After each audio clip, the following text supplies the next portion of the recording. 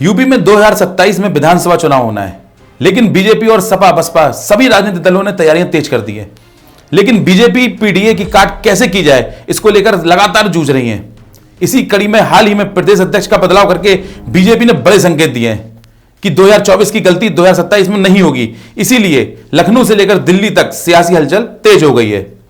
सूत्रों के हवाले से खबर है कि प्रदेश में बहुत जल्द योगी मंत्रिमंडल विस्तार और भाजपा संगठन में बड़े स्तर पर फेरबदल देखने को मिल सकता है। बताया जा रहा है कि हाल ही में दिल्ली में शीर्ष नेतृत्व के साथ हुई अहम बैठकों के बाद सरकार और संगठन दोनों स्तरों पर लगातार मंथन चल रहा है। इसे आगामी चुनाव तैयारियों से जोड़कर भी देखा जा रहा है।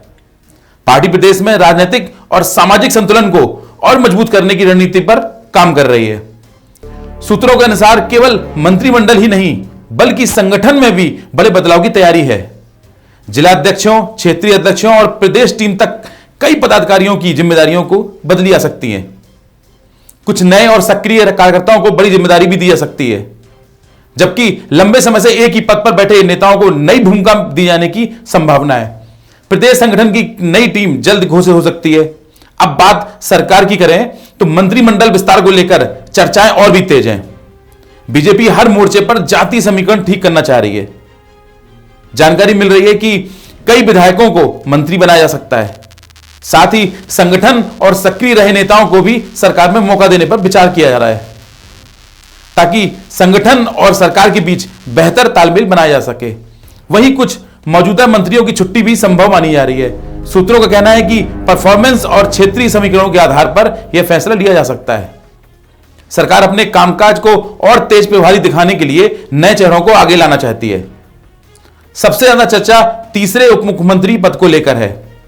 राजनीतिक गलियारों में कयास लगाए जा रहे हैं कि भाजपा और सामाजिक समीकरण बिठाने की साधने के लिए बड़ा फैसला ले सकती है।